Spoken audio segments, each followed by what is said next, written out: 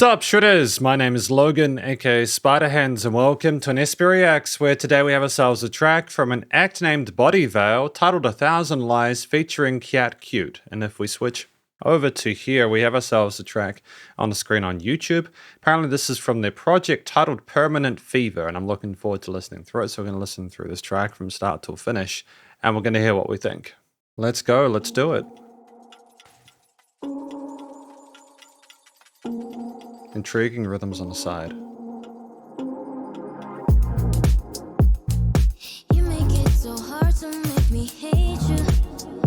Baby, you can tell me 1,000 lies. I'll forget about them when we kiss and make up. Assuming that's Kyat on the mic.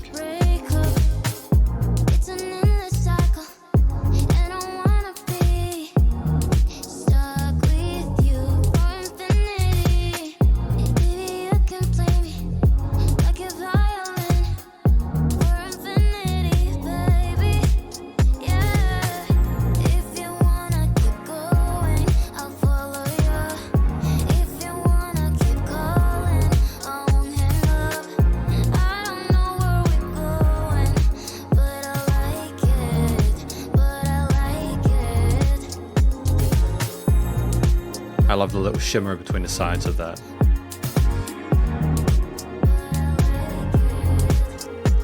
You hear like the sub layering of that little sort of like mellow lead in the ether. It's fantastic.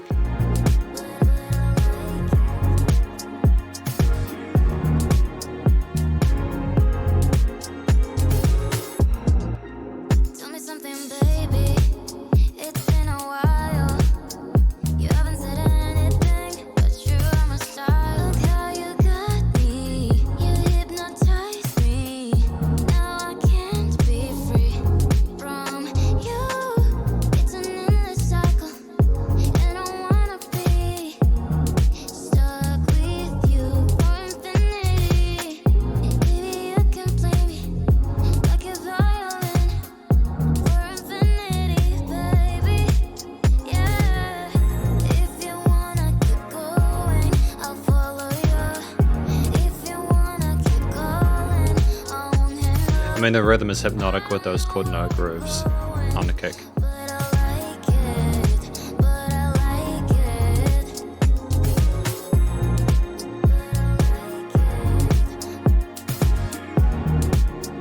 Call and response vocal chops on the side.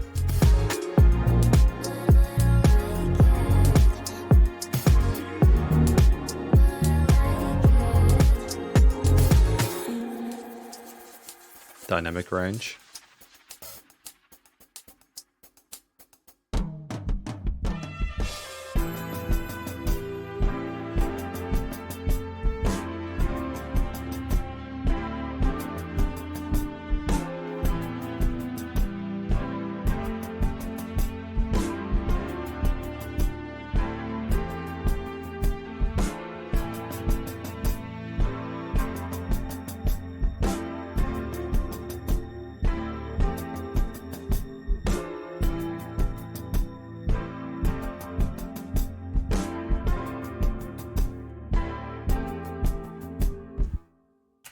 That's it. It's kind of short and sweet, even though it is 3 minutes 20. It's great use of time, but we're going to talk about this track more in the conclusion.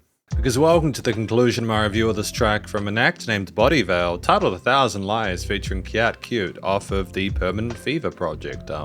First of all, what do we think this track is about? I think this track is about someone who is willing to go along with the tomfoolery, the lies, the journey that they're put on there, not necessarily being treated particularly well, but nonetheless being sort of like consenting to it because of how they're hypnotized by the flow, the aura of this person, the story that they're telling, etc.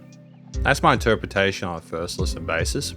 I think one of the parts that works really well about this track is the inherent sweetness. It's not just the vocal technique being well handled in the head and chest voice there, the legato technique there, the smoothness between the notes, having a sense of understanding and awareness of the rhythmic features around them, so like having a sense of unison with some of those at times, but also it being a solo performance so you get them telling their story from their perspective. You know, you don't have a lot of other voices kind of clouding it. And there's enough variety within the melodies within the piece in order to keep things interesting throughout the story. So I think that a lot of the parts with the vocals are well done, and it's the tone and texture of it as well, which kind of makes it seem like someone's sort of singing this as they go through a clouds, you know.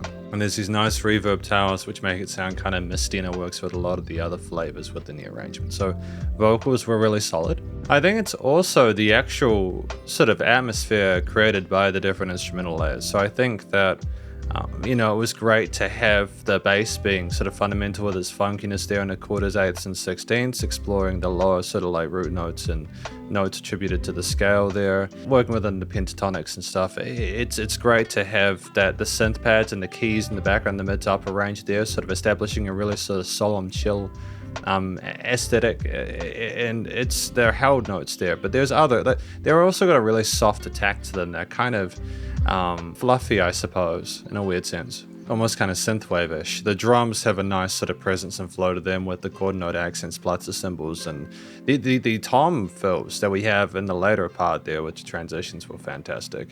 Just a nice sort of sharpness and tightness with the production as well as the sound of those percussive elements there.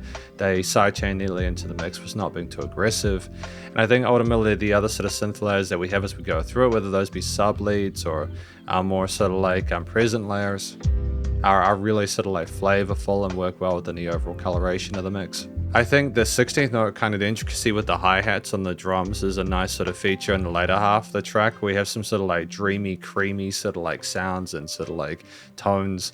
And the end instrumental part, structurally really fascinating. In fact, actually, no, it goes to triplets, doesn't it? Yeah. The song goes between 16ths and triplets on the kit there. It's a fantastic understanding of rhythm, how to implement it within a piece. And the way that it comes out after that last chorus section fades out and you just switch to that triplet groove there is just fantastic. So it'll really tight technically, but also a fantastic sort of palate cleanser before we go into that last minute or so. So I feel as if the actual choices made with 7th extensions and some of those pads, as well as the chord note accents with the dance groove there, but the low key nature of it matching the vocals sort of style and expression is really smart. And then it's just the production quality, having the presence, the EQing, the way the vocals are treated in the mix, not being overproduced there, but being meaningful and relevant within the style and genre. The fact that the bass is nicely niched in the low end, but it still has a sort of a bit of glow and kind of like oomph to it. The drums and the keys and the pads having their own position within the frequency spectrum, as well as sort of being sort of present within the stereo field there, moving around the place and sort of filling up the headphones. There's dynamic range and changes and intensity of parts which I appreciate. It's not the same loudness the entire time. And there's also like adjustments of the attacks and various sort of like sounds of the individual samples and stuff like that. We mess around with the filter the way that things approach us and transfer. And just those little changes can add a sense of real polish to a song. I mean, you could have potentially had a fade out at the end there. But aside from that, I think the way it stops kind of indicates a change of tape there, so it makes sense. But it's really positive with the start of a project to hear this first track, get this first impression, and be really sort of happy with it. It's nice and loud with that pumping, so the bus compression limiting is handled, but it's never too aggressive, it's never too in your face there. It invites you to be a part of it and all the things connect. With the fundamentals adhered to, and so ultimately got no complaints about this one. Really well done, sounds commercial grade. But thank you very much for watching my review of this track from an act named Bodyveil, titled 1,000 Lies, featuring Kyat Cute, off of the Permanent Fever project, and hopefully you enjoyed it. If you did, please go show them some love via their various social medias and their YouTube page, and stay cool and stay safe, and please remember to support your local musicians and artists at this point in time, as they need the help more than ever with all the crazy stuff going on in the world. And I will catch you in the next SP Reacts.